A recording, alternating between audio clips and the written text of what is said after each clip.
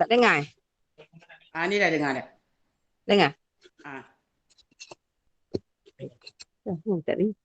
A'udzubillahi minasyaitonirrajim. Bismillahirrahmanirrahim.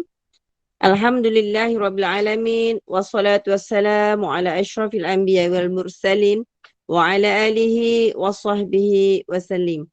Allahumma shalli ala sayyidina Muhammad wa ala ali Muhammad wa ala alihi washabbihi ajma'in. Allahumma hayyina bil iman wa anitma bil iman wa syurna bil iman wa akhina jannata ma'al iman bi rahmatika ya arhamar rahimin. Rabbi shrah li sadri wa yassir li amri wahlul 'uqdatam min lisani yafqahu qawli.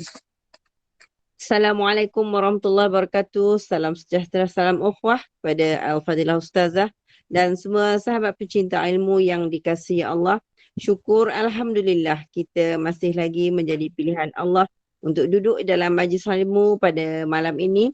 Moga majlis kita ini dalam redha dan rahmat Allah. Amin. Kuliah Isyak kita ini dari saluran Google Meet Gema Nur Iman yang dipimpin oleh Puan Hajah Rosniati binti Mansur dan ditadbir urus oleh Ahli Jawatankuasa Gema Nur Iman. Kuliah ini akan dipimpin oleh yang berbahagia Al-Fadilah Ustazah Misnah binti Miran dengan tajuk kita hari ini Fiqh Darah Haid, Nifas dan Istihadah. Bagi menambahkan keberkatan majlis, mohon ihsan Ustazah untuk memimpin bacaan umul kitab Al-Fatihah dan pahalanya kita hadiahkan pada baginda Rasulullah sallallahu alaihi wasallam, keluarganya dan para sahabatnya, para anbiya, para solihin, alim ulama dan guru-guru kita, ibu bapa kita, keluarga kita dan semua muslimin dan muslimat sama ada yang masih hidup ataupun telah kembali ke rahmatullah. Al-Fatihah. A'udzubillahi Bismillahirrahmanirrahim. Alhamdulillahirabbil alamin. Ar-Rahmanir-Rahim. Maliki yaumiddin. Iyyaka na'budu wa iyyaka nasta'in. Shiratal mustaqim. Shiratal ladzina an'amta 'alaihim ghairil maghdubi 'alaihim waladdallin. Amin, amin, amin ya Rabbal Alamin. Bagi meneruskan majlis, saya menyerahkan majlis ini kepada Al-Fadilah Ustazah dengan segala hormat dan penuh takzim. Dipersilakan Ustazah. Terima kasih kepada admin dan kesemuanya dan juga kepada hadirin yang sudi bersama-sama saya pada malam ini. Assalamualaikum warahmatullahi wabarakatuh. Alhamdulillah wabil alamin wassalatu wassalamu ala asyrafil anbiya'i wal mursalin wa ala alihi wa sahbihi wassalam walhamdulillahi wabil alamin. Allahumma aftah alaina hikmataka wa insur alaina min rahmatika ya arhamar rahimin.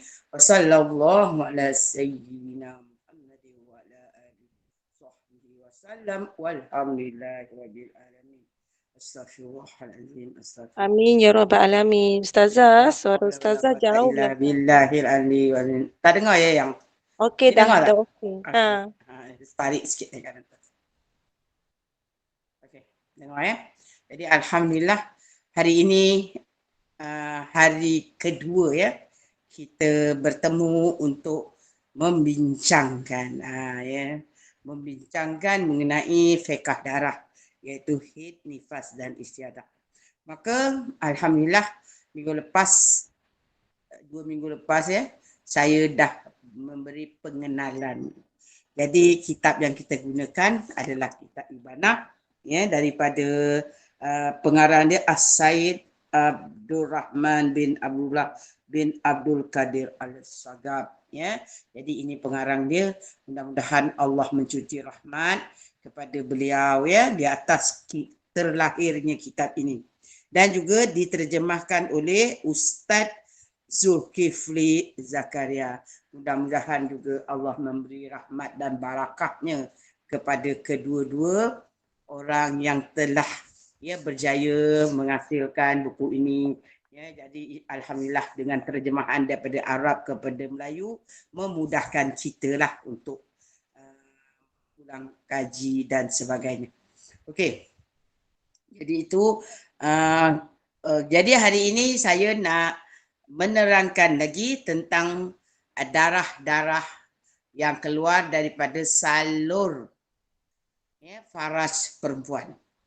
Selalu faraj perempuan iaitu ada 3. Yang pertama haid, yang kedua nifas, dan yang ketiga dipanggil istiadah. Maka haid itu apa nanti kita terangkan, nifas itu apa nanti kita terangkan juga, dan istiadah itu apa nanti juga saya terangkan. Jadi permulaannya kita mengambil ya, siapa yang dah ada buku kita buka muka surat berapa ya? 2 iaitu bab 1. Bab 1 iaitu darah yang keluarlah daripada kemaluan wanita. Jadi kena faham ya yang kat sini, darah yang keluar dari kemaluan wanita sahaja yang dipanggil haid, nifas dan istiadah. Kalau keluar bukan daripada kemaluan wanita, adakah dikira haid atau nifas untuk pengenalan.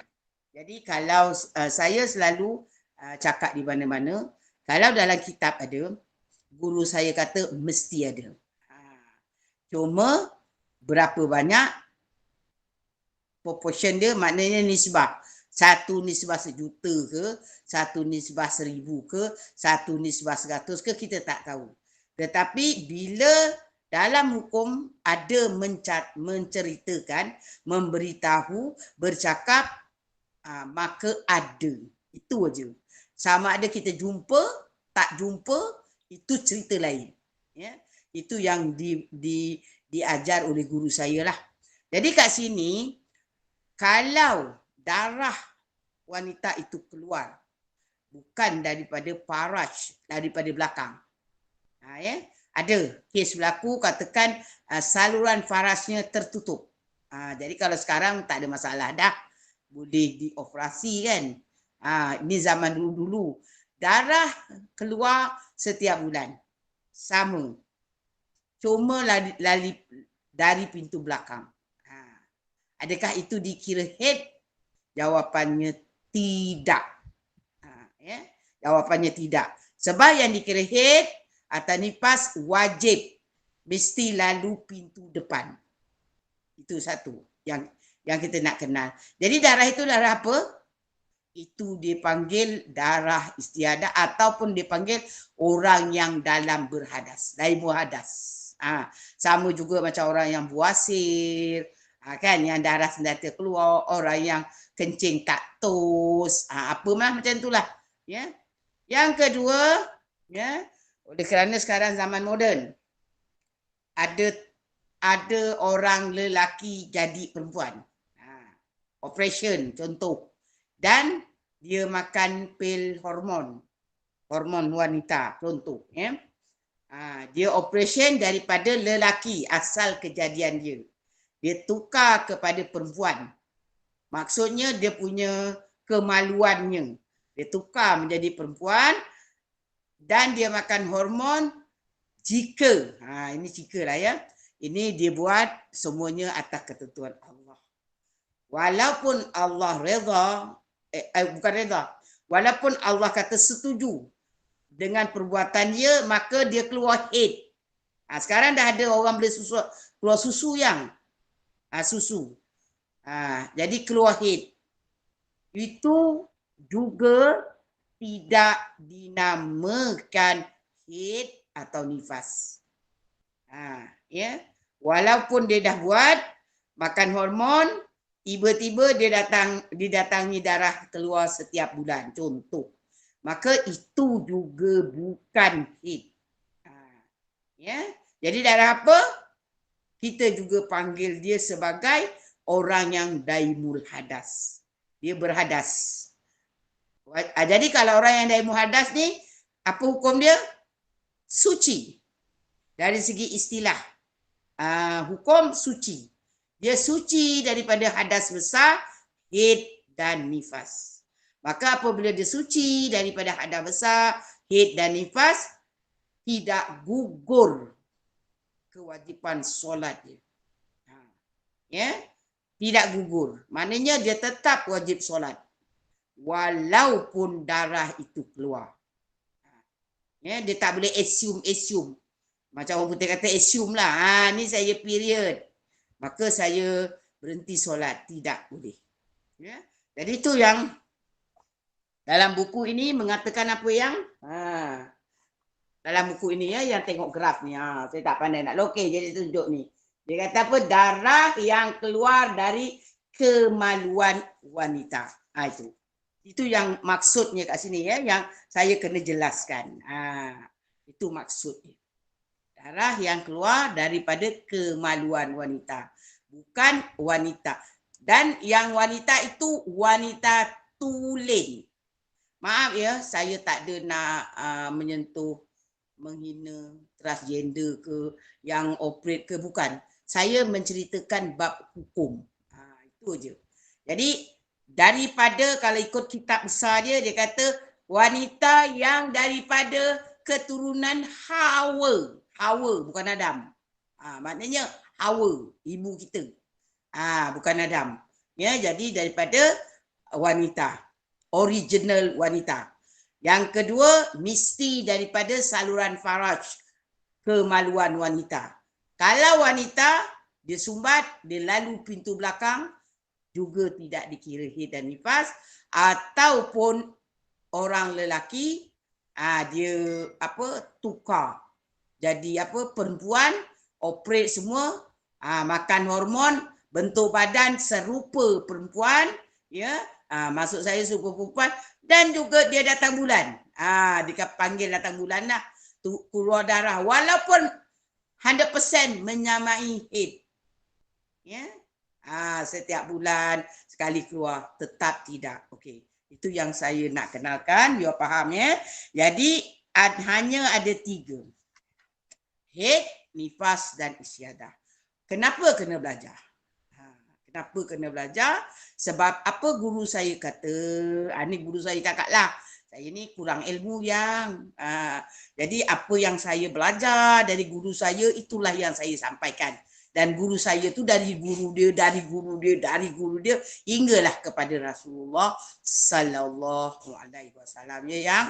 Jadi kata guru saya ya, dalam hal haid dan nifas ini wajib belajar fardu ain kerana kita tak kenal yang kalau turun kata darah mengalir tu, kita angkat kotak kita, dia ada tulis haid kata dia. Dia bentuk darah tu, dia bentuk haid. Lepas tu kita tengok istiadah. Atau kita tengok nifas. Senang yang. Tak payah belajar. Tak payah belajar. Sebab dah macam tu. Okay. Tetapi dalam ini walaupun darah tu haid, walaupun darah tu nifas, walaupun darah tu istiadah, kita lihat sama. Itu yang dia panggil serupa tapi tak sama. Itu yang datangnya wajib belajar. Kalau tidak, kita dikhawatiri, kita assume dia haid, rupa-rupanya istiadah. Jadi kalau kita salah faham, haid kita fikir istiadah. Maka apa yang kita dah tinggalkan, kita telah meninggalkan solat. Kerana istiadah itu dianggap suci. Istiadah itu dalam istilah fiqh suci. Cuma daimul hadas, orang yang sentiasa dalam hadas. Maka tidak gugur kewajipan solat, tidak gugur kewajipan puasa. Jadi kalau masa tu dia istiadah bulan Ramadan, dia tak puasa. Dia kata, kenapa tak puasa? Dia kata apa? ABC. Allah bagi cuti. Tapi rupanya salah. Kan? Dosa. Kenapa saya sebut dosa banyak kali? Sebab dosa tak solat. Dosa tak belajar. Jadi dosa jahil. 3 dosa yang. Satu dosa tak solat. Satu dosa jahil. Satu dosa tak belajar fardu ain. 3 in 1. Kalau kopi 3 in 1 senang cerita yang. Tapi kalau dosa 3 in 1, subhanallah, masya Allah, tabarakallah. Satu kali jalan 3 dosa serentak. Astaghfirullahalazimnya yang. 3 sekali jalan. Kerana apa? Kerana tak solat. Sedangkan itu istiadah. Kenapa? Tak tahu. Kenapa tak tahu? Tak belajar. Jadi dosa lah. Dosa.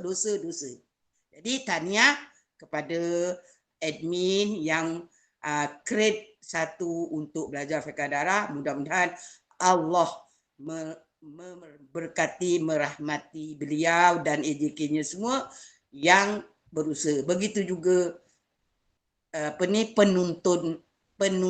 penuntutnya yang habis satu masuk satu.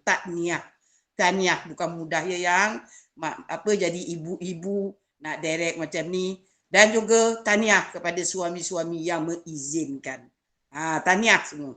Ya, sebab ada sokongan suami, ada kekuatan diri, itu semua Allah yang bagi, maka tahniah dan alhamdulillah. Okey.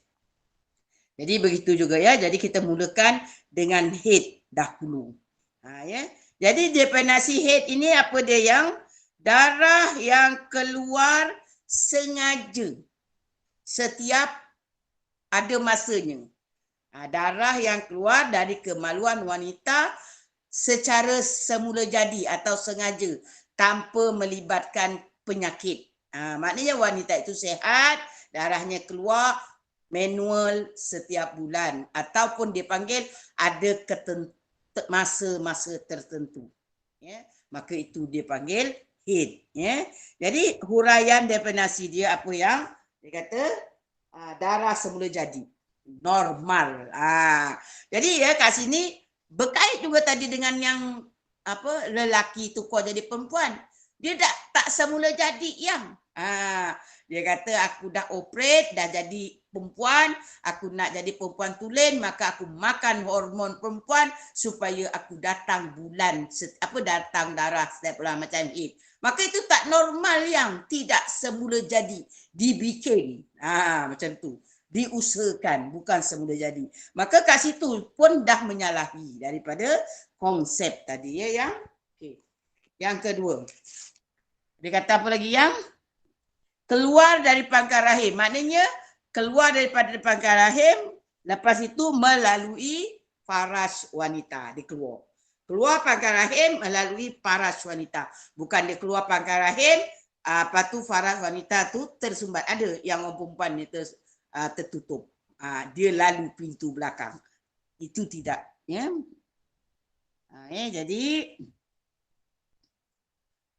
Jadi kat sini keluarnya sehat. Kecuali nifas. Nifas ni nanti cerita lain. Jadi dia kata apa tu? Dan waktu tertentu, ya, jadi yang keempat, dia keluar ada masa-masanya. Dan ada pula hukum-hukumnya. Berapa maksimum, berapa minimum. Macam tu. Dia termasuk. Jadi kalau keluar daripada 4 peraturan ini, maka dia bukan haid, tetapi dia istiadah. Maka dalam darah istiadah ni banyak yang. Tapi nak senang istiadah itu, maka kita kena faham wajib solat, wajib puasa. Tidak gugur kewajipan. Jadi sebab tu kita nak kena kenal yang macam mana nanti haid, yang macam mana istiadah. Okey. Ya, jadi kat situ kita kena faham betul-betul, insya-Allah. Mudah-mudahan saya berdoa kepada Allah supaya anak-anak murid saya Allah memberi kepahaman. Sebab faham itu Allah yang anugerahkan. Tetapi belajar usaha itu kita. Kita. Jadi seorang guru tidak boleh memberi faham kepada anak muridnya. Hanya dia menyampaikan. Yang memberi faham only Allah Subhanahu Wa Taala. Maka kalau dalam kelas-kelas biasa pun saya selalu berpesan, terutama belajar bab tauhid, kadang-kadang buat fiqh darah ni termasuk istiadah susah, maka apabila rasa susah cepat-cepat istighfar. Istighfar 3 kali, astagfirullah, astagfirullah, astagfirullah, selawat. Allahumma salli ala Muhammad, Allahumma salli ala Muhammad, Allahumma salli ala Muhammad. Doa. Ya Allah, Engkau bukakan apa tu akal dan fikiran aku, beri aku kepahaman. Minta pada Allah. Sebab kadang-kadang guru saya juga kata, bukan saya, kadang-kadang yang menyebabkan kita sukar memahami ilmu agama ini disebabkan dosa kita. Satu. Yang kedua, ujian Allah. Nak tengok kesungguhan kita. Tapi kalau kata saya, Ustazah tak ada dosa. Allah nak uji kita. Setakat mana kita istiqamah. Tetapi jangan cakap tak ada dosa. Yang tak ada dosa Nabi Muhammad. Kita ada dosa tak banyak sikit. Jadi macam itulah. Itu petua yang guru saya bagi. Untuk mudah menerima ilmu, faham dan lekat. Lekat dan boleh kita gunakan. Lekat maknanya ingatlah. Sampai lama-lama. Dan yang terakhir dapat kita amalkan. Maka itulah. Istighfar, selawat, doa. Ya, InsyaAllah. Okey. Jadi kat sini, darah haid itu ada dalam dalil Al-Quran. Ya. Jadi surah Al-Baqarah ayat 222. Ya. Jadi hari ni saya ni tersalah ambil ni. Tersalah ambil cermin mata. Saya ni ada 2 cermin mata. Satu cermin mata jauh dekat. Tapi yang ini cermin mata jauh. Cermin mata memandu. Itu yang tak nampak. Cabutlah ya yang. Minta maaf. Jadi dia kena dekat lah macam ni. Ya, jadi wa yas'alunaka anil mahis qul huwa azam tazilun nisaa fil mahis wala taqrabuhunna hatta yatahun wala taqrabuhunna hatta yatahun fa idza tatahharna fa'tuhunna min haitsu amarakumullah innallaha yuhibbut tawwabin wa yuhibbul mutatahhirin. Jadi apa maksudnya yang dan mereka bertanya kepada engkau Muhammad tentang haid. Katakanlah itu adalah sesuatu yang kotor. Oleh kerana itu jauhilah isteri kamu pada waktu haid dan jangan kamu dekati mereka sebelum mereka suci. Apabila mereka telah suci, gaulilah mereka sesuai dengan ketentuan yang diperintahkan Allah kepadamu. Sesungguhnya Allah menyukai orang-orang yang bertaubat dan menyukai orang-orang yang mensucikan diri. Jadi Al-Baqarah ayat 222. Jadi turun ayat ini menceritakan pasal haid yang ada sahabat tanya. Ya. Jadi sahabat tanya, jadi Allah menurunkan terus dengan hukumnya sekali. Maka Allah berkata yang last, sesungguhnya Allah menyukai orang-orang yang bertaubat dan menyukai orang-orang yang mensucikan diri. Ya, jadi mungkin sebelum itu, ya, jadi orang masih tak berapa tahu tentang hukum ini. Jadi mana yang dah terlepas, Allah suruh kita bertaubat. Contoh kita buat kelakukan kesalahan, kita tak tahu. Macam katalah dulu saya tak tahu, Ustazah, lepas saya belajar, saya dah mula tahu. Maka yang langkah pertama, kita bertaubat. Lepas tu langkah kedua, kita belajar. Bertaubat tak belajar, dia tak dikira taubat. Okey, dalam ayat ini pertama sekali Allah menjelaskan kepada kita hukum haid dan najisnya melalui firman kulha, kul huwa azam fahtazilun nisa. Jadi kat situ, kemudian para suami diperintahkan untuk menjauhi isteri-isterinya. Ya. Jadi dalam haid ini nanti kita akan belajar bab apa perkara-perkara yang haram masa haid. Ya. Masa haid ada perkara-perkara yang haram. Jadi masa tu nanti saya akan ceritakanlah. Jadi bukan dikendaki menjauhi wanita. Maksudnya kat sini ya, bukan isteri itu diperintah untuk menjauhi wanita tu bukan macam ada setengah-setengah agama sampai diasingkan, dibuat pondok kecil, masukkan dalam bilik kecil, dikunci. Tak boleh jumpa orang, tak boleh apa. Makan penulur daripada pintu, daripada tingkap, bukan macam tu. Kat sini boleh saja, cuma yang tidak dibenarkan ada 2 hukum, iaitu dari pusat sampai lutut. Haram bagi lelaki yang tak boleh kawal nafsu. Maknanya kalau dia terbuka pusat lutut, dia terus kepada jima, maka haram. Itu dari segi satu hukum dia. Hukum yang kedua, kalau dia boleh kawal nafsu, maka hukumnya hanya makruh. Dia boleh lagi berseronok-seronok dengan isterinya antara pusat dengan lutut, tetapi dia boleh kawal nafsu, maka hukumnya makruh. Jadi kat situ ada dua hukum. Jadi kat sini yang tidak dibenarkan hanya bersatu, iaitu diwati ataupun suaminya mewatikannya atau perlakuan jima suami isteri. Hanya itu yang tidak dibenarkan. Itu yang maksud menjauhi. Bukan maksud menjauhi kat sini sampai kata berasing bilik, berasing apa, tidak. Yang macam tu. Jadi dari Anas radhiyallahu an, apa kata dia? Maksudnya ya, sesungguhnya orang Yahudi jika seorang isteri dalam kalangan mereka mengalami haid, maka mereka tidak mahu makan bersama. Ya, tidak mahu tinggal bersama dalam rumah. Tak lama kemudian para sahabat bertanyakan. Jadi di Madinah ni kisahnya kan ada tiga bangsa Yahudi. Jadi masa tu bila perempuan haid macam ni lah perlakuan yang dibuat, dia asing, dia apa. Jadi itu yang mereka bertanya kepada Rasulullah. Jadi macam kita ni orang Islam, adakah kena ikut cara agama Yahudi atau kita ada undang-undang kita sendiri? Macam mana dalam Islam menangani perempuan-perempuan yang haid ini? Jadi inilah turun ayat 222 Al-Baqarah yang macam tu. Jadi sabda Rasulullah sallallahu alaihi wasallam bermaksud bersetubuh. Yang inilah tadi.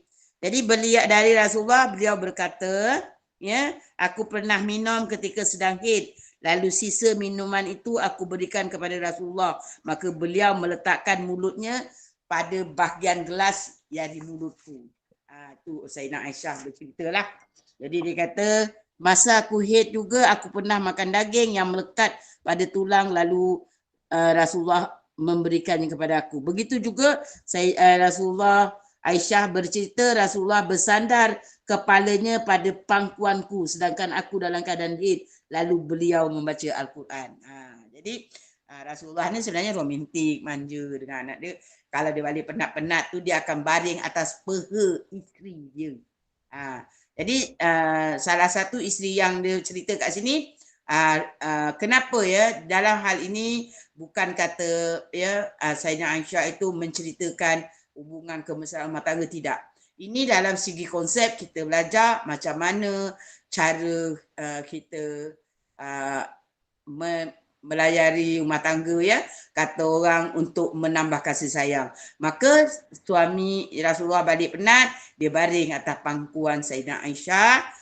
Masa tu Sayyidina Aisyah datang bulan, dia baring, tapi Rasulullah baca Quran. Tapi dia baca Quran ni, Rasulullah dia baring, dia tak adalah macam kita, tak hafal. Kena pegang Quran macam tu. Jadi kalau baring pegang Quran tu tak baguslah. Tetapi kalau kita menghafal, macam kata nak tidur tu, kan kita baca surah Al-Mulk, kita hafal, maka kita baring baca surah Al-Mulk, tak ada masalah. Sebab ini juga sunnah Rasulullah buat. Cuma dalam keadaan hafal. Jadi itu menunjukkan bahawa tidak ada masalah bagi suami nak bermesra-mesra, nak bergurau senda ataupun nak bersedap-sedap dengan isterinya, kecuali berjima aja yang tak boleh. Macam tu. Okey. Dalil lagi, dia kata apabila datang haid maka hendaklah engkau tinggalkan solat, dan apabila tempohnya telah berlalu maka hendaklah engkau basuh darah yang ada pada diri engkau, yakni mandi, dan hendaklah engkau solat. Jadi kat sini ada daripada sabda Rasulullah bahawa dia kata kenapa haid itu wajib tinggalkan solat, kerana dari hadis ini Rasulullah berkata daripada tadi pertanyaan sahabat mengenai bagaimana orang-orang perempuan Islam muslimah yang didatangi bulan dia. Jadi kita berbezalah dengan agama lain. Jadi Allah dah beri garis panduan bagaimana, jadi kita tak perlu ikut agama lain. Ya, yang jadi kat situ maka Rasulullah kata apabila kamu didatang haid maka berhenti solat. Dan apabila telah nakok, yang ni telah bersih ya, atau dia kata berlalu, maka mandi dan kita solat. Jadi sebab itu dalam solat ini dia ada syarat wajib, ada syarat sah. Maka kalau saya tarik sikit pada solat, ada 6 perkara yang menyebabkan seseorang itu wajib solat ataupun dia terkena hukum wajib solat. Kalau salah satu daripada 6 ini dia ada, maka gugurlah kewajipan solat dia. Maka itu cerita lain. Ya. Jadi salah satu daripada 6 syarat wajib solat tidak ada atau terkena kepada orang itu, maka gugurlah wajib solat dia. Dan yang kedua, ada 5 syarat sah solat. Jadi jangan confuse antara syarat wajib solat dengan syarat sah solat. Jadi kalau syarat sah solat itu pula, saya bagi contoh, mesti bersih diri dari hadas besar. Jadi yang pertama, sebab ini bab haid nifas, maka salah satu syarat gugur wajib solat apabila didatangi haid atau nifas. Jadi sesiapa yang didatangi haid atau nifas, maka Allah bagi A, B, C. Ataupun pada masa itu gugur kewajipan solat dia. Tetapi apabila dia telah nakok, maka kewajipan solat itu datang kembali. Nakok, bukan tunggu. Ini saya nak bagi tahu juga. Ada setengah orang dia tanya saya lah. Ya, bukan saya nak cari salah silap. Orang bertanya saya, PM saya, WhatsApp saya. Ustazah, saya dengar kuliah Ustazah ni. Lepas tu dia respon. Banyaklah kalau saya ngajar kuliah-kuliah sama ada online atau offline tentang haid nifas, mesti nanti ada datang banyak soalan-soalan. Jadi dia kata selama ini bila saya berhenti darah, saya lihat tiada darah, maka saya tunggu 24 jam. Baru saya mandi. Jadi dia kata macam itulah saya buat setiap bulan sebab saya dah tanya dengan ustazah, dia kata macam tu. Masya Allah. Ya. Jadi dalam hal ini, apa yang saya nak cakap, ustaz ke ustazah, kalau tak tahu, cakap tak tahu, refer dengan yang ada. Sebab masing-masing ada kemahiran sendiri. Ya. Saya pun tak cakap saya pandai yang, tapi apa yang saya tahu. Jadi apa yang guru saya kata, nakok apa maksudnya? Apabila darah tidak keluar di zahirnya. Zahir maknanya kita tengok suara dalam, kotak tak ada darah, maka masa itu wajib kita ambil perca kain putih atau kapas, kita korek zahir paras lebih kurang ruas jari ini 1,5. Jari kita ni ada 3 ya. 1, 2, 3, 1,5. Korek zahir faras, tengok ada kesan darah atau tidak. Kalau tak ada, mandi. Kalau ada, itu dipanggil fatrah. Nanti kita akan belajar. Maknanya kalau kita korek ada, walaupun keluar, kita korek keluar macam tali benang yang macam rambut ke merah bertali gitu. Itu masih lagi dikira haid. Yang bukan bila darah tidak keluar pada zahir, kita tunggu 24 jam. Jadi tujuan kita tunggu 24 jam itu apa? Saya tanya, mereka menjawab, takut keluar balik.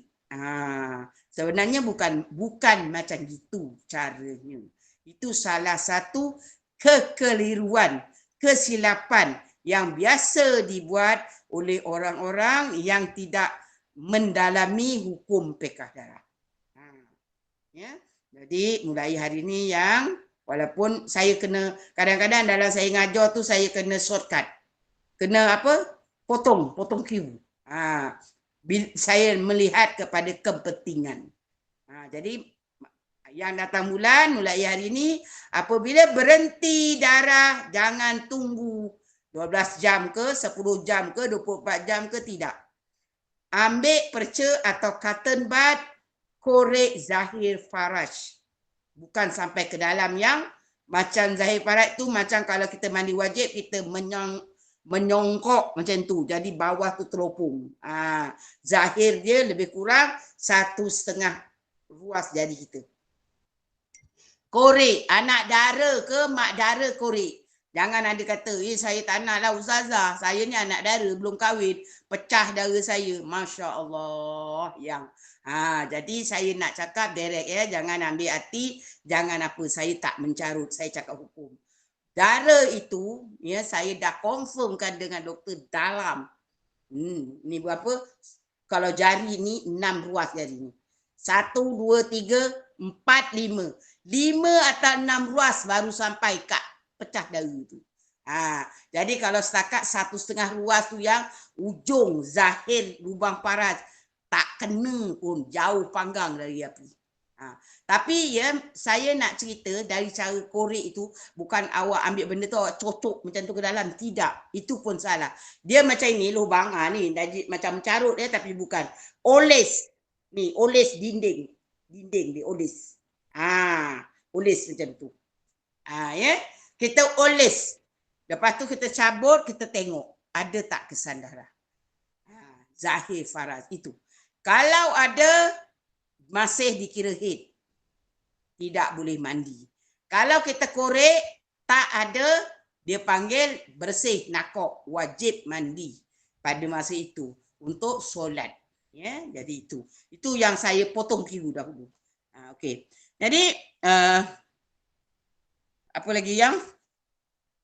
Jadi hikmahnya kenapa Allah memberi. Semoga Allah Ta'ala memberi taufik kepada penulis buku ini. Dia kata ya, jadi haid adalah suatu perkara yang telah ditetapkan oleh Allah Ta'ala kepada anak-anak wanita Adam sebagai ujian dan cobaan kepada mereka. Telah sabit dalam hadis sahih dari Aisyah radhiyallahu an, Rasulullah bersabda, yang bermaksud sesungguhnya ini merupakan suatu perkara yang telah ditetapkan oleh Allah ke atas anak-anak wanita Adam. Nampak? Anak-anak wanita Adam. Jadi kalau anak-anak lelaki Adam, tak ada. Tapi kalau kat sini ya, melibatkan, okey, saya nak tutup dulu sampai sini juga. Yang kedua nifas nanti kita cerita lain kali. Pertanyaan, sebelum orang tanya, saya tanya sebab ini pengalaman. Ustazah, kalau Honsa, macam mana cerita Ustazah? Macam mana cerita pula Honsa? Boleh ke dikira haid? Sedap tadi Ustazah hanya kata wanita. Jadi dalam Honsa ini, dia ada sedikit, apa yang dia panggil? Kecuali, macam akta, macam akta gitulah, hukum, kecuali. Honsa ini dia tertakluk kepada kes dia. Jadi honsa ini ada dua yang. Satu honsa muskil. Jadi satu honsa nyata. Jadi senang cerita macam inilah saya cakap. Lelaki ini, dia ada perempuan, dia ada lelaki. Dalam satu diri. Dalam satu diri, dia ada dua kemaluan. Honsa. Kalau zaman dulu, nak tahu dia ini perempuan atau lelaki, kena tunggu. Sampai 10, 12 tahun macam tu. Sebab dulu kan tak moden. Sebab itu dia bagi nama yang perempuan lelaki tau. Sebab tu ya, nama macam Rohani, Fauzan. Kadang, Rohani lelaki ya? Perempuan. Kadang lelaki. Fauzan, ada nama pun. Kadang Fauzan, kita ingat lelaki, rupanya perempuan. Dia macam tu. Rohani pun ada lelaki, ada perempuan. Kadang-kadang macam itulah. Jadi, maaf ya bagi yang bernama Rohani atau Fauzan, saya bukan cakap awak Honsa. Tak. Ini orang dulu-dulu. Apabila anak dia Honsa, dia akan bagi nama yang macam itulah. Macam mirip-mirip. Kerana tak tahu. Tapi sekarang, insya-Allah tak ada masalah. Kenapa tak ada masalah? boleh pergi hospital. Boleh macam-macam buat hormon, kajian, X-ray semua boleh. Pasal apa? Tengok dalam apa tu bahagian ni perut dia. Tengok ada rahim tak ada rahim, contoh. Ya, boleh test hormon dia. Banyak hormon perempuan, estrogen atau prostrogen atau hormon lelaki, testosteron. Boleh dah. Tak macam dulu-dulu yang. Kalau dulu nak detect, kena take time. Ni orang putih lah pula cakap kan. Ambil masa mungkin 10 sebab nak tengok macam mana apa wujud body dia tu. Body dia tu ada mirip perempuan ke atau mirip lelaki. Baru boleh dipilih salah satu. Dipilih salah satu. Jadi kalau zaman sekarang katakanlah ada ibu-ibu kat sini yang lahir anak tu 2 kemaluan. Jadi boleh buat ujian. Cek dengan doktor, ambil darah, ambil hormon, periksa. Kadang-kadang kemaluannya 2. Bila dia periksa, hormonnya banyak testosteron. Hormon lelaki. Lepas tu tengok alat lelaki dia pun macam function. Kencing pun banyak pada bahagian lelaki. Maka boleh dari segi Islam Hunsa only. Maka boleh dioperate tutup bahagian perempuannya.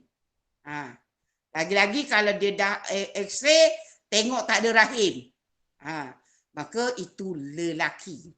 Tetapi taraf dia tetap hunsa yang selama-lamanya walaupun dia dah operate jadi lelaki. Apa maksudnya kat sini? Dia tidak boleh menjadi imam kepada lelaki. Hunsa dia tak boleh jadi imam kepada lelaki yang itu kena faham. Sebab tu walaupun dia dah buat pembedahan, dia kena ada tahu sikit hukum.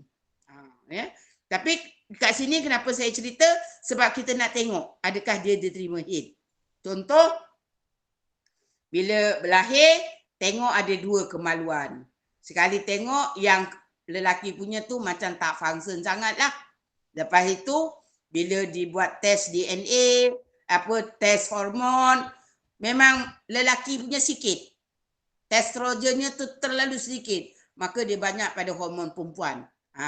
Lepas tu lagi bila dibuat CT pada bahagian rahim, ada rahim. Contoh. Maka itu hunsa menjurus kepada perempuan, maka diharuskan buang alat lelaki dia, operate. Maka dia jadi perempuan lah pada zahirnya. Tetapi dia tetap hunsa yang maka kalau itu dia datang bulan yang maka dikira perempuan, dikira haid. Bukan dia suka-suka operate, dia lahir lelaki, dia operate jadi lelaki tupu perempuan. Itu lain. Jadi dalam kes hunsa ini boleh buat pilihan. Maka hunsa ini dia boleh jadi suami ataupun hunsa ini dia boleh jadi isteri. Tengok kepada demand. Tu dia panggil lah kalau segi hukum hunsa. Tapi dari segi hukum-hukum lain nanti kena belajar lah. Kalau ada anak hunsa. Walaupun dia dah jadi lelaki yang jangan pula nanti dia jadi imam kepada lelaki. Tak boleh. Hunsa selama-lamanya walaupun dia dah bertukar jadi bapa, maka dia tidak boleh jadi imam kepada lelaki. Okey. Jadi admin, kita sekarang dah jam saya pukul 10.05. Jadi saya tutup dulu pada nifas. Saya buka pada pertanyaan dalam 10 minit ke sampai 15 kalau ada nak tanya lah. Kalau ada yang tak faham atau ada apa masalah ke, saya buka. Kalau tak ada, saya sambung. Macam tu. Ada. Kalau ada silakan, sama ada nak tayat atau terus cakap. Kalau tayat, saya maaf, saya memang tak pandai nak ambil baca sebab dia hilang. Jadi admin yang kena bacakan lah. Kalau nak terus tanya, maka saya boleh. Silakan. Kalau ada. Assalamualaikum Ustaz. Ustazah. Ya, waalaikumsalam. Saya ni dah tua, tak ada kena-mena lagi dengan hit-hit ni. Tapi ini pengajaran untuk kita membimbing anak cucu kita kan. Ya. Ataupun pertanyaan dia acukan kepada kita. Macam Ustazah kata tadi kan ni untuk kita mengetahui sama ada kita ni dah betul-betul suci dengan cara kita mengoleh kemaluan kita dengan kapas dan pecel tu. Tapi sekiranya hit dia tu kering pada waktu siang Ustazah. Dia pagi tu dah tak ada. Tapi bolehkah dia lakukan begitu sedangkan memasukkan sesuatu ke dalam rongga itu membatalkan puasa Ustazah? Yang kan tadi datang hit. Yang kan memang dah tak puasa aja. Jadi kalau dah tak keluar lagi, kita oles bahagian zahir tadi yang sampai kalaupun dah mak dara ke dalam lagi sikit pun memang kita tak puasa kan yang. Maka batal itu memang kita dah awal-awal tak puasa. Maka tak ada masalah. Tapi kalau kita masa tu puasa kan, kenapa pula yang kita nak kuih apa tu salur paras kita? Boleh yang? Dia kering tu waktu apa tu dia memang dia dah rasa malam tu memang dah tak berapa, memang dah nak kering, memang tak ada lah kan, dia dah rasa-rasa. Tapi di subuh waktu tu, kan dia macam ni yang. dia puasa. Okey, saya cerita sikit tentang puasa. Kena cerita tentang puasa. Puasa ini Hajar, dia punya berjunub lain ya Hajar. Berjunub lain. Berjunub ni kata guru saya hadah besar grade B. Haid nifas hadah besar grade A. Okey, saya kena cerita dua-dua. Sesiapa perempuan yang malam hari berjimak dengan suaminya sebelum subuh ya yang, maka dia mandi lepas subuh tetap boleh puasa. Sebab dia jimak malam. Lepas tu dia tangguh mandi, lepas kata sahur, tak sempat habis sahur azan. Maka dia boleh tak mandi? Dia boleh tak puasa? Boleh puasa. Dia mandi? Boleh. Maka mandi wajib itu kena korek juga bahagian zahir. Masukkan air. Maka dalam mandi wajib ini ada syarat dia. Pertama niat. Kedua meratakan air pada seluruh badan termasuk rongga-rongga terbuka. Maka paras itu bahagian zahir rongga terbuka. Kita masukkan air batal. Jadi kita mandi mencangkung, menjongkok. Jadi kita menjongkok ya, bukan duduk. Kita menjongkok ke lantai. Jadi maaf ya, bawah tu dia terselongop macam tu. Jadi kita siram air tu sendiri automatik masuk ke bahagian zahir. Macam tu. Maka itu tidak membatalkan puasa. Okey. Tetapi untuk haid dan nifas dia berbeza je. Katakan macam ni. 5 minit atau 2 minit sebelum subuh kita korek ya, masih ada darah, nakok dia panggil, fatrah dia panggil. Kita korek, kita dah tak keluar darah, malam tak keluar, kita tidur kan. Jadi kita kata tak apalah, 10 minit lagi sebelum azan aku cek, kalau tak ada darah aku mandi. Maka dia korek, dia tarik keluar, kapas itu ada kesan darah. Maka dia tidak boleh puasa lagi. Sebab dia masih dikira haid. Okey. Selepas itu, ya, sampailah azan subuh, dia masih dalam patra. Lepas tu katakan azan subuh dia korek. Betul-betul azan dia korek. Ada lagi macam apa, keruh-keruh ke, bertali ke, ada lagi kesan darah. Maka dah masuk dah azan subuh. Dia masih fatrah. Pada masa itu gugur kewajipan puasa dia. Dia tidak boleh puasa kerana dia dalam keadaan haid. Walaupun selepas katalah 5 minit azan, dia dah cuci kan. Tadi azan dia korek ada sikit. Lepas tu dia cuci. Dalam katakan 2-3 minit, dah azan subuh, dia korek lagi. Tak ada. Bersih, tak ada kesandaran nakok. Maka ada pada hal itu, wajib tak dia puasa? Wajib imsak. Apa maksud wajib imsak? Dia kena tahan diri, dia tak boleh makan. Tetapi dia puasa tak? Dia tak boleh puasa. Kerana apa dia tak boleh puasa? Sebab puasa itu bermula waktu subuh sehingga waktu maghrib. Jadi dia tadi 2 minit masa subuh sampai 2 minit dia masih haid. Maka dia tak boleh puasa.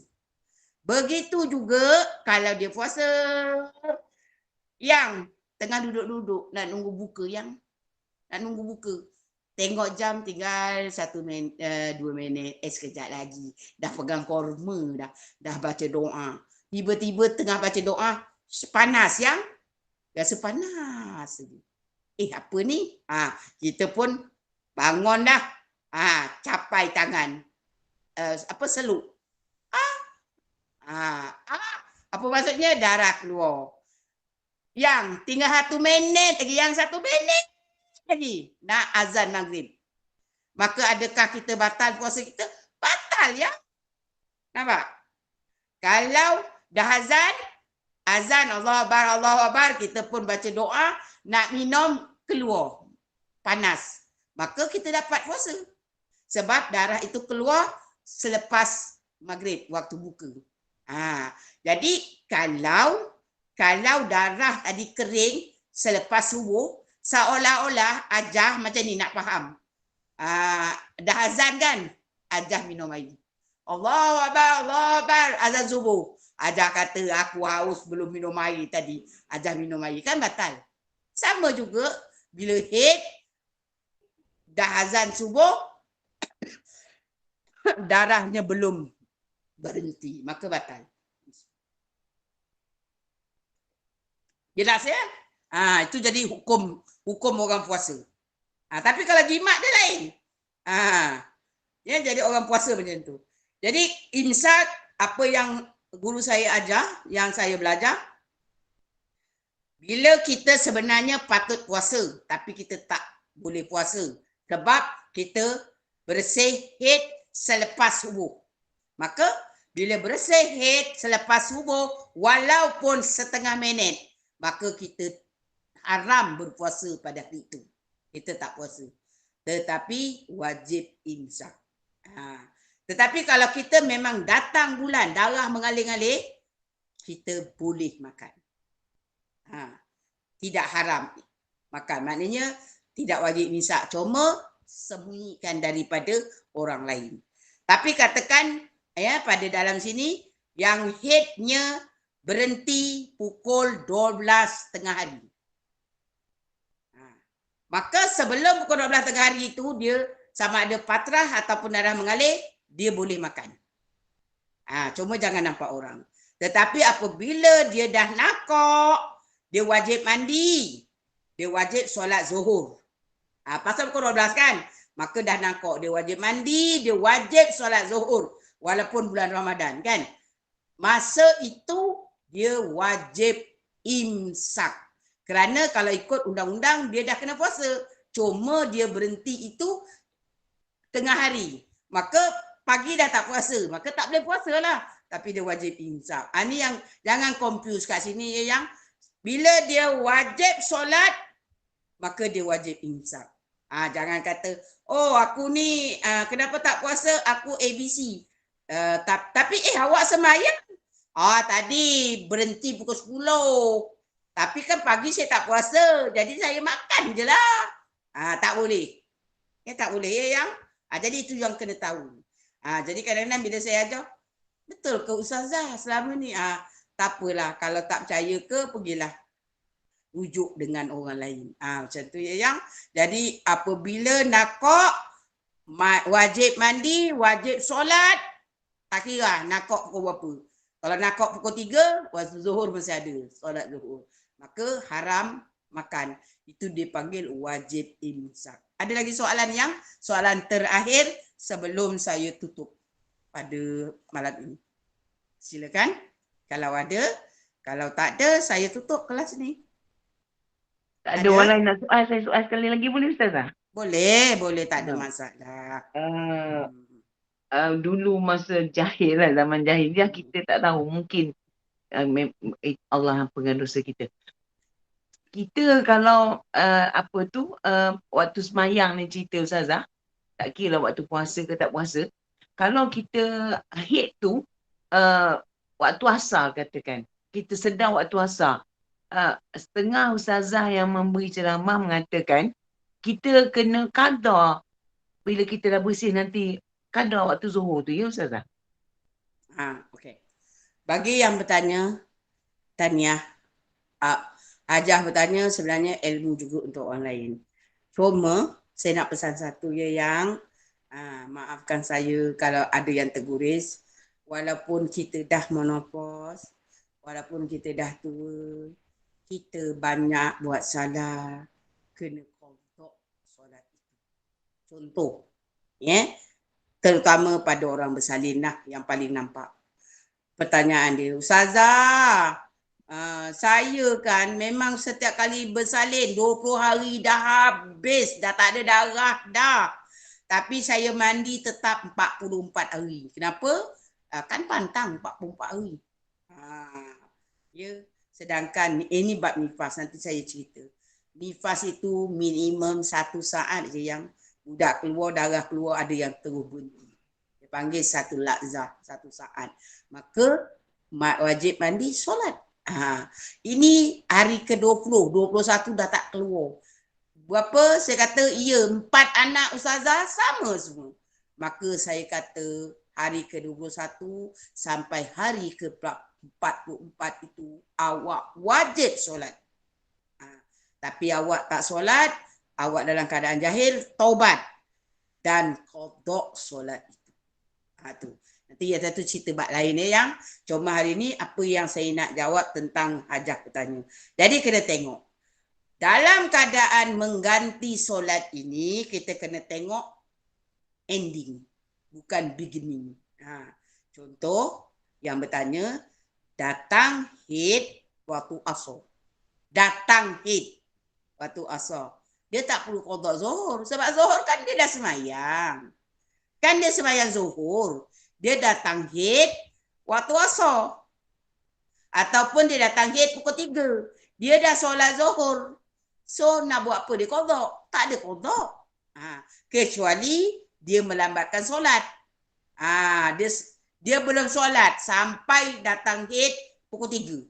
Maka dia dah tak boleh nak solat zuhur. Pasal dia pukul 3 dia datang haid. Macam mana dia nak solat zuhur? Jadi sebab tu bagi perempuan yang kalau ujung-ujung tu jangan tangguh solat. Sebab takut nanti haidnya keluar. Yang kena ganti ending, beginning. Maknanya the end. Contoh, dia waktu zuhur masih ada darah mengalir. Ataupun patra, korek ada darah. Sampai waktu asar masih ada darah. Sampai lagi katalah 15 minit nak maghrib. Baru dia korek, tak ada darah. Dia pun mandi.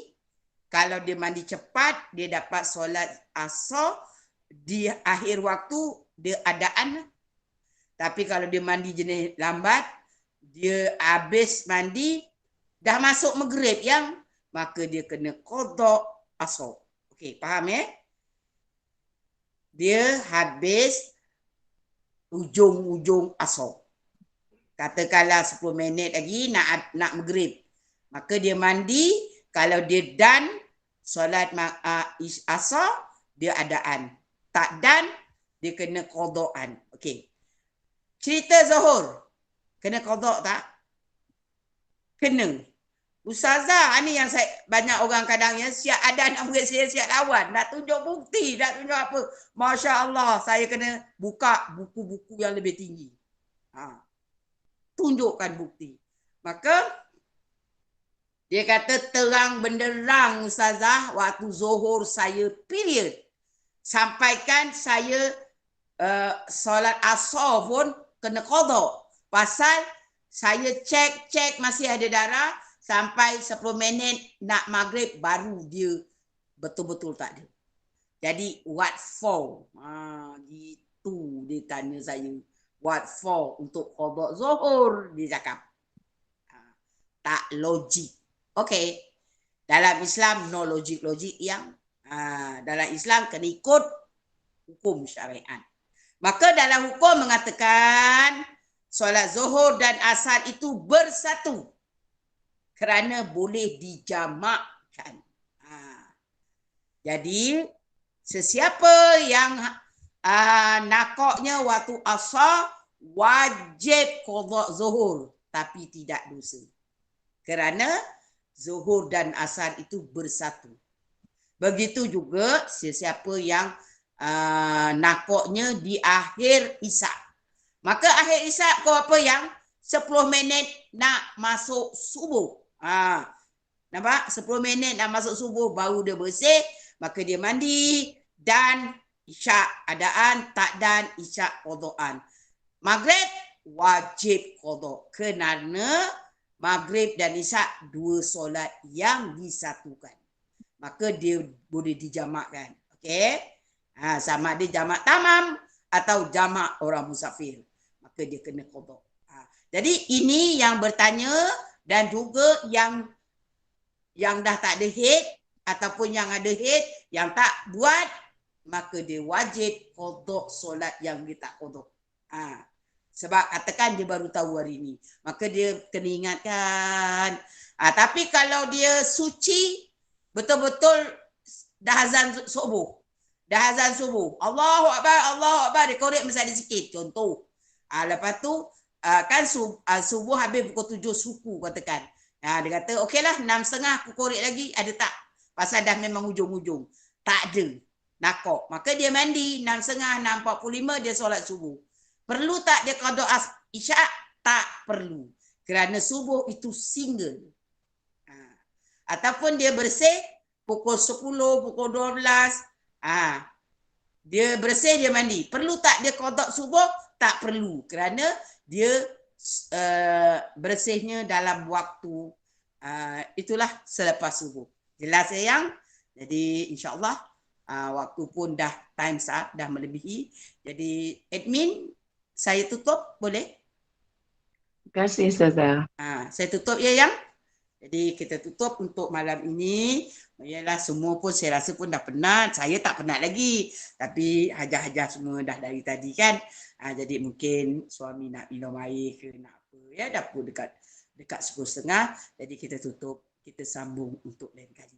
Kita tutup dengan tasbih kifarah. Surah Wal-As dan sedikit doa. Subhanakallah wa bihamdika.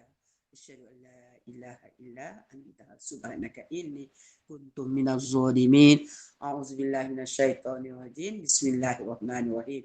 Wal 'ashr innal insana lafi khusr illa alladziina amanu wa amilus sholihat wa tawasaw bil haqqi wa tawasaw bis sabr. A'udzubillahi minasyaitonir rajim. Bismillahirrahmanirrahim. Alhamdulillahi rabbil alamin. Wassalatu wassalamu ala asrafil anbiya'i wal mursalin wa ala alihi wa sahbihi wa sallam walhamdulillahi rabbil alamin. Ya Allah, jadikan perjumpaan kami pada malam ini ya Allah perjumpaan yang kau berkahi. Ya Allah, engkau jadikanlah juga ya Allah segala ilmu yang kami perolehi pada malam ini ya Allah, ilmu yang barakah, ilmu yang bermanfaat kepada kami, dan ya Allah engkau jadikan juga perpisahan sementara kami pada malam ini ya Allah, perpisahan yang kau redai. Rabbana la tuzigh qulubana ba'da idh hadaitana wa hab lana min ladunka rahmah innaka antal wahhab. Rabbana atina fid dunya hasanah wa fil akhirati hasanah wa qina azabannar. Sallallahu ala sayyidina Muhammadin wa ala alihi wa sahbihi wa salam walhamdulillahi rabbil alamin. Takabbalallahu minkum. Saya minta maaf yang Takabbal ya Karim. Jazakallah khairan saya minta Ustazah. maaf yang atas